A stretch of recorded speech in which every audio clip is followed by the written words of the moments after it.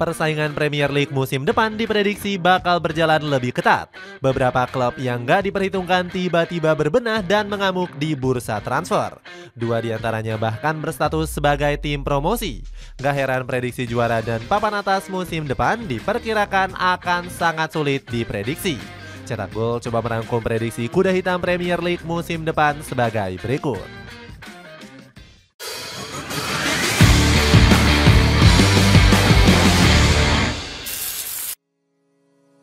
Sunderland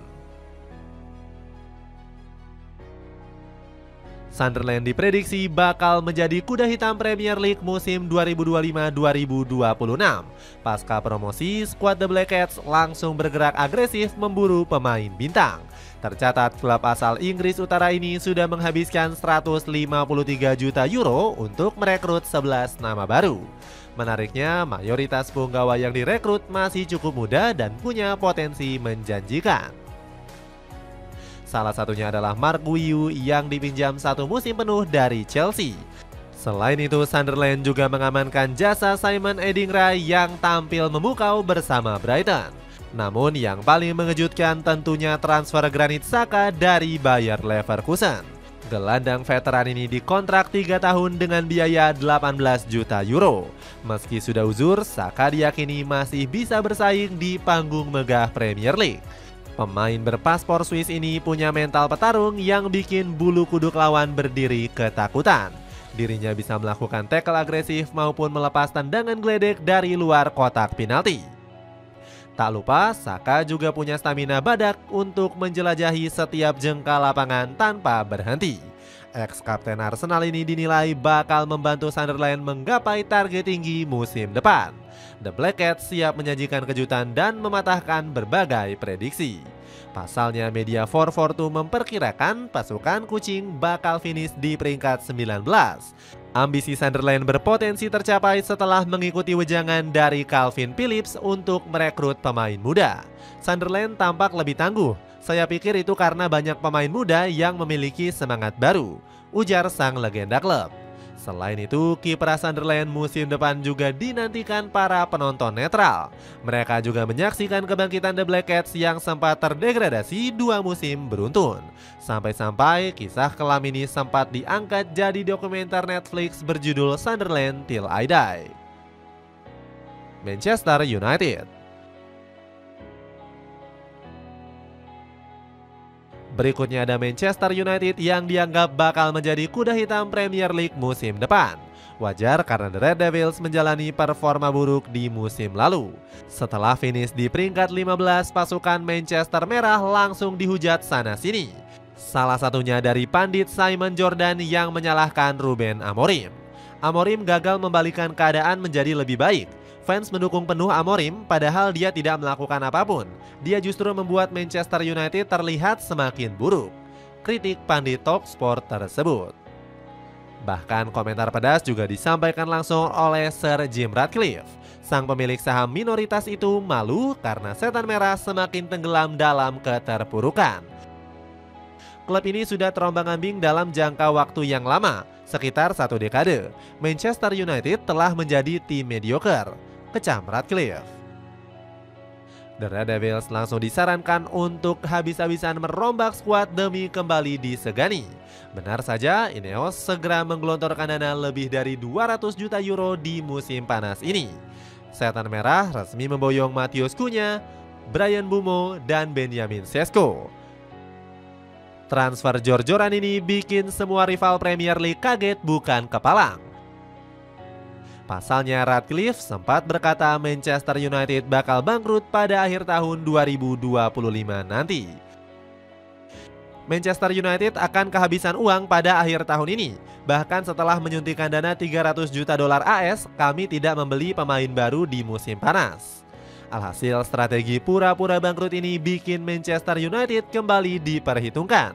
Bahkan setan merah masih dirumorkan ingin memboyong Carlos Baleba dan Gianluigi Donnarumma.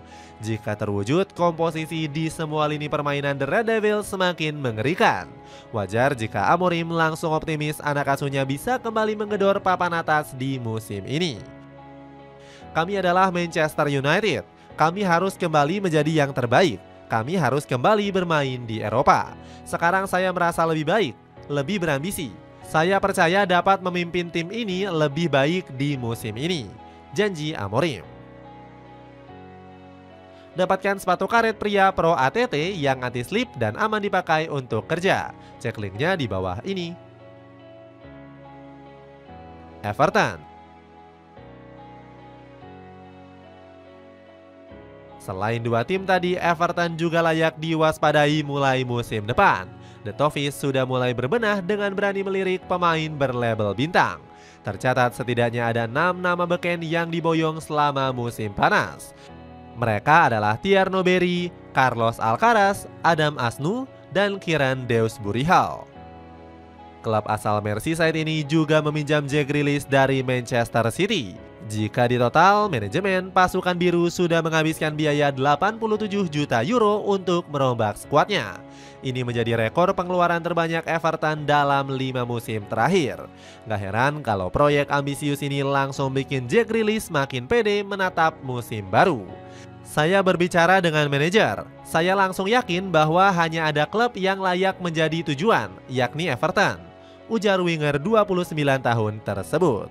Gebrakan transfer Everton kini sempurna usai dipadukan dengan taktik David Moyes. Sebelumnya pelatih 62 tahun ini selalu dikenal punya gaya main sabar dan pragmatis. Dirinya lebih mengutamakan pertahanan dibandingkan menyerang setengah-setengah. Namun filosofi ini bisa digeser dengan banyaknya pemain tipikal menyerang di skuad Everton. Sebut saja Dewsbury-Hall yang bisa mengisi semua peran di lini tengah. Kemungkinan KDH bakal ditempatkan sebagai gelandang multifungsi seperti saat membela Leicester City. Sementara itu, peran gelandang serang bakal dilimpahkan kepada Carlos Alcaraz. Kreativitas dan determinasinya bakal memanjakan trio lini depan yang dihiasi wajah baru. Jack Grealish akan dioperasikan di sisi kiri, sementara Iliman Ndiaye bisa digeser ke sisi kanan. Keduanya ditugaskan menggebrak kotak penalti bersama Tierno Berry sebagai ujung tombak. Burnley.